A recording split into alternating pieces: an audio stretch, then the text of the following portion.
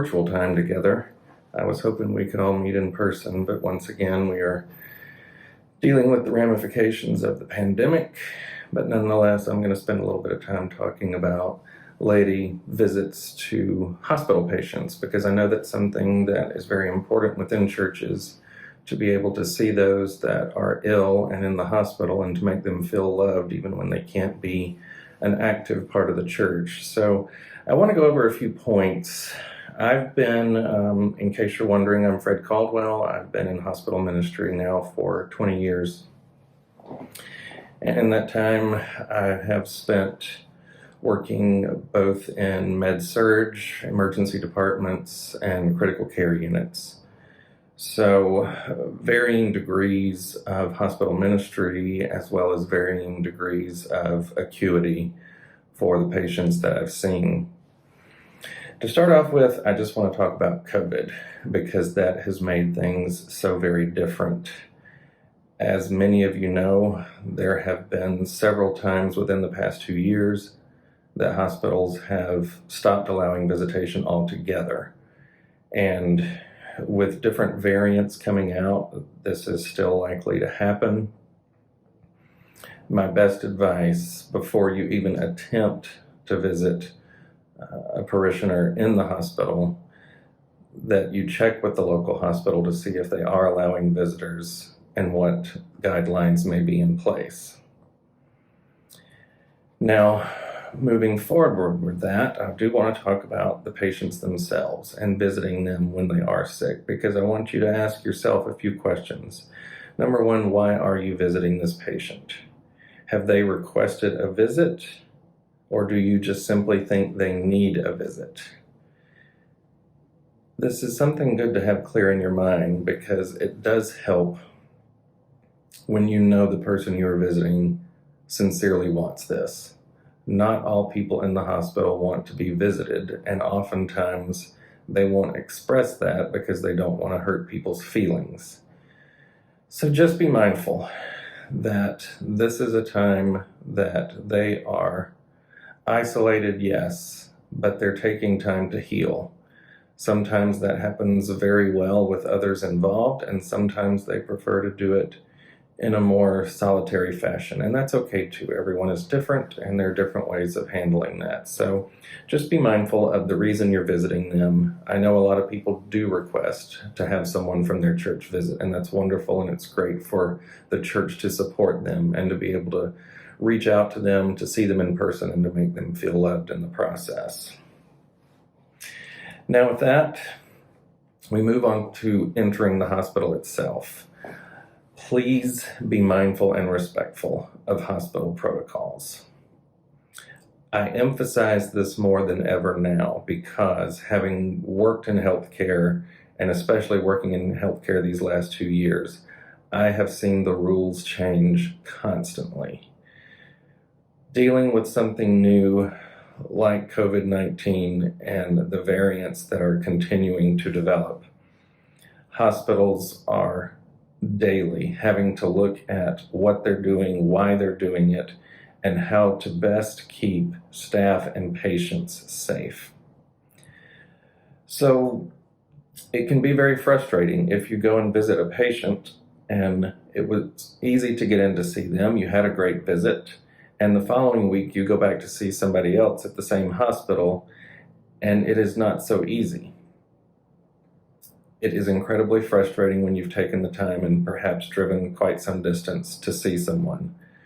But please be respectful of the people as they're telling you what their rules and regulations are. Be willing to adhere to what they ask you to do, because it is simply in the best interest of public health.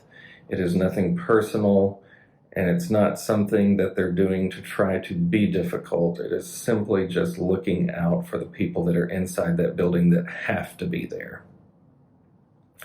Now, with that being said, if you're bringing something for the patient, i.e. if they have requested something from home, perhaps they have asked for a sweater or their iPhone charger or whatever that may be, if there are personal items that you're bringing to them and you arrive at the hospital and cannot see them physically, Most hospitals will allow you to leave something for them. In the hospital that I currently work, when we have a patient that is isolated and someone brings something for them, a staff member on that patient's unit will go down and they will get that item and take it personally to the patient. So don't give up if you can't get in and think you have to walk away with whatever you brought for them. It is likely that you will be able to leave that item and that it will be delivered directly to the patient, because that can be a concern too. If it's something that's extremely valuable, obviously you want to make sure they personally get it, and it's okay to not leave that. But for simple items that they may have requested, just discuss it with whoever you see when you're checking into the hospital. And if you're not able to visit the patient, they should have some means of getting that to them. And I know that will be greatly appreciated. Oftentimes people get admitted to the hospital and they do so not thinking they will, so there are items that they leave behind at home that they may seriously need or even want, and it's important for them to have those things. Also look at how many are allowed at the bedside. Sometimes you may want to visit, it may be 2 or 3 of you that want to go and make the hospital visit. Before COVID hit, oftentimes there were little to no restrictions on how many people could go into a room unless they were in an intensive care unit, of course. But be aware of that when you go in. If it's just you, that's fine. If they only allow 1 visitor, you're allowed that. Sometimes you may get there and the patient may already have someone in the room. What a lot of hospitals will do is they will call up to the room to verify if there's someone there, and if they are, as long as they're allowing different visitors to come see that patient, what they'll do is they'll have the people that are in the room currently leave, or at least step aside for a while so you can go in and have your visit, and then they can return after that. What has happened sometimes with our current situation in the pandemic is that due to increase of infection risk and whatnot, sometimes they only allow 1 visitor each day. So that 1 person is the only one that can stay with that patient that day. So be mindful of that, because it may be that one of their family members is the designated person of that day, and there may be another day that you could be the designated person if they want that. Now, when it comes to bringing gifts to the hospital, this is something to be very mindful of, especially if you have someone that has an immune system that's compromised. If you want to get flowers delivered to a patient, either by yourself or by a florist, I highly recommend you communicate with the patient or with that patient's family member before you send flowers. Certain units will not allow flowers at all. If they have immunocompromised people on that floor, flowers are not going to be allowed in that patient's room, and oftentimes that money just winds up getting wasted. Also, and this is across the board nowadays, no latex balloons are going to be allowed in a patient's room. If you're going to send something to brighten up their room, an easy thing to send nowadays is the Mylar balloons, the bright balloons that have that metallic look to them. They can be in most anyone's room. They're comparable in price to sending flowers. Sometimes they're less, sometimes they're more. It depends on the size and amount of balloons you may want to send. But this is something that is very visible if the patient is awake and they can see it, and it does provide some brightness to their room, and especially if they aren't able to get flowers. I know a lot of people like flowers, and flowers are wonderful to receive, but it's not always a possibility, so I urge you to check before you spend that money, please. If you want to send a card to a patient, here's where I'm going to be completely honest. I would not send a card to a hospital. And the reason I say this is so often these cards do not get delivered in time before the patient actually leaves the facility, especially in a hospital that is a little bit larger. Anytime that mail comes to a hospital building, it goes through the mailroom. And there are tons of pieces of mail that come in every single day to that hospital that have to be delivered to every single spot within the building. It can take a matter of several days sometimes for a card to be delivered to a patient, especially if you don't know the patient's room number or if their room number is changed.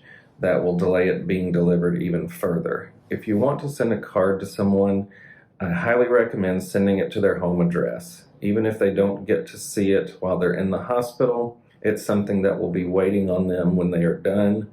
And even if there's family or friends checking their mail, they can show it to them or tell them about what has been received.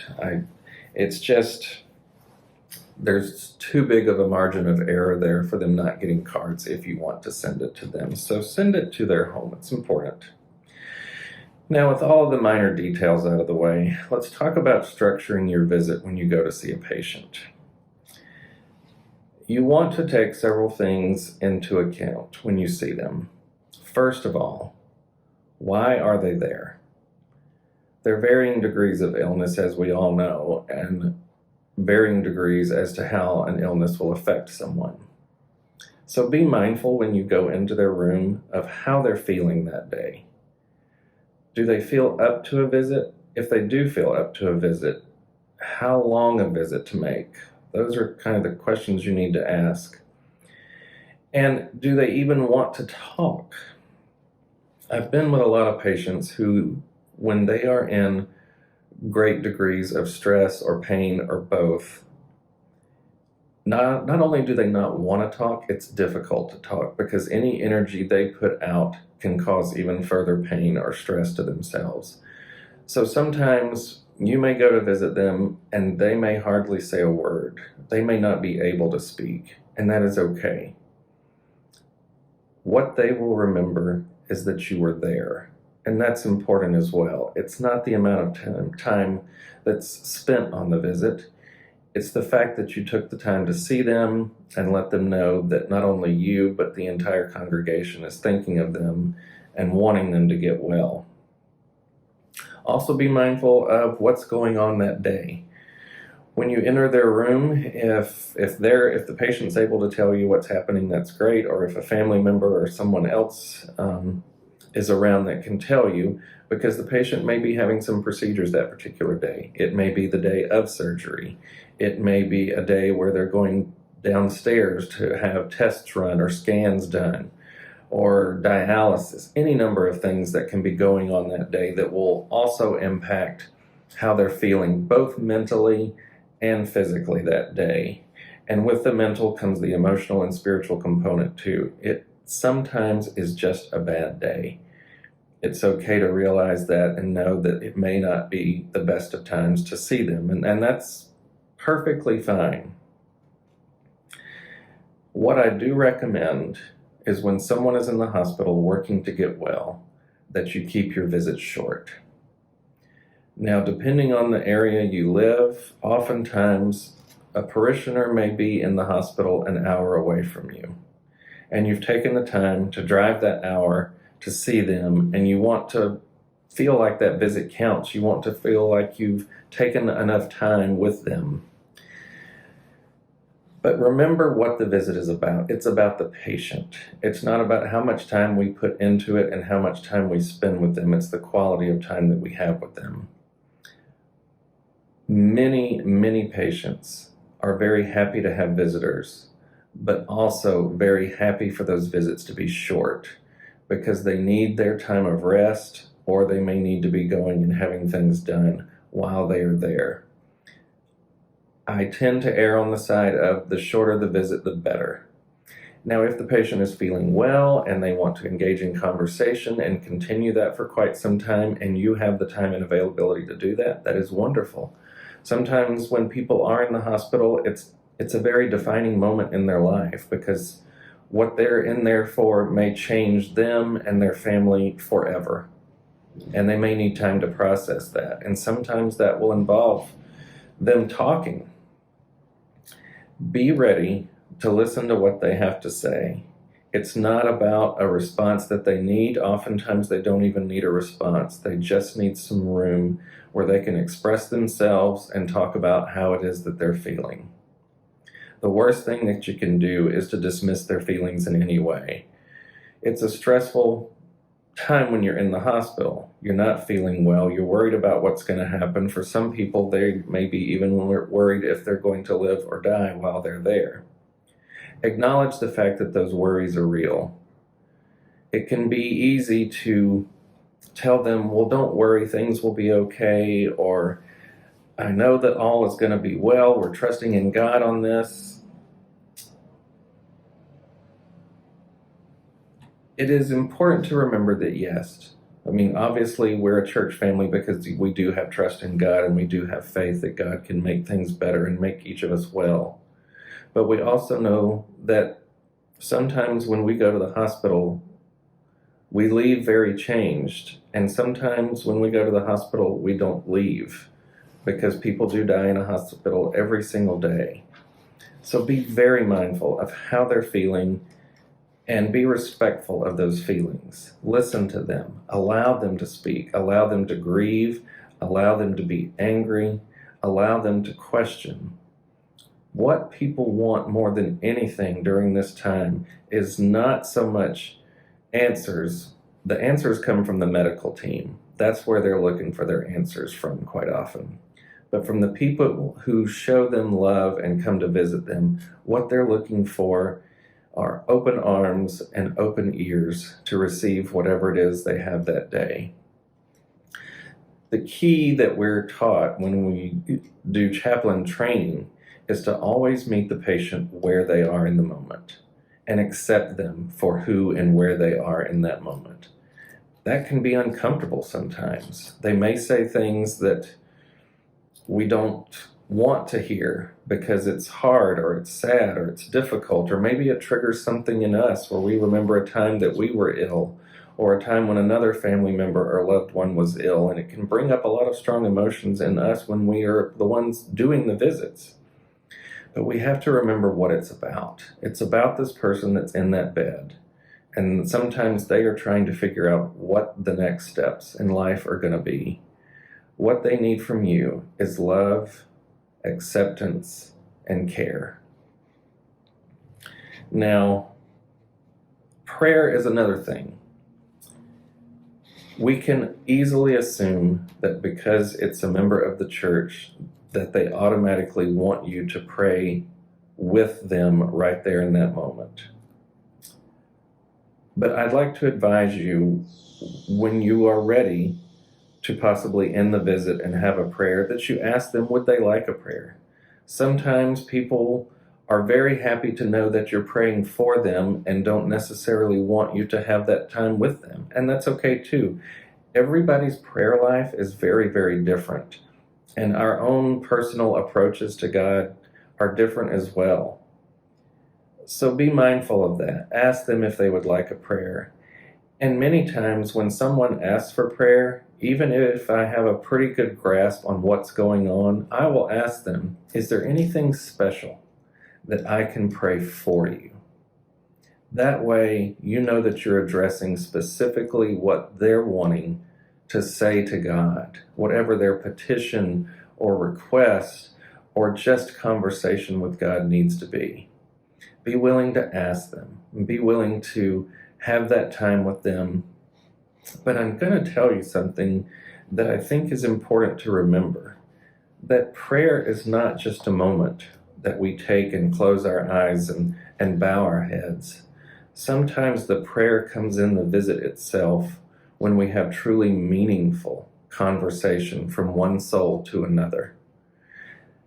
For two souls or more, depending on who's in the room, when those souls connect on a great level of care, that in and of itself can be the greatest prayer that you provide to them. So when it comes time to end the visit, you may want to say, would you like for me to say a prayer for you? When I ask people this, oftentimes they will say yes, but also there are many times when they say, that's okay, just knowing that you're praying for me is enough. And that's fine. I leave it with that. I wish them well. tell them that I hope God blesses them, and I end my visit at that moment and let it be what it is. Hospital visitation can be nerve-wracking. For many of us, being in a hospital is not a comfortable place to start with. Sometimes we have our own bad thoughts or bad memories about that place. So try to get yourself in the right mindset. Try to relax before you go in. Be ready to receive that patient, that parishioner, that friend, that family member, how they are that day. And know that what you have done by showing up and showing that you care has made a difference to them.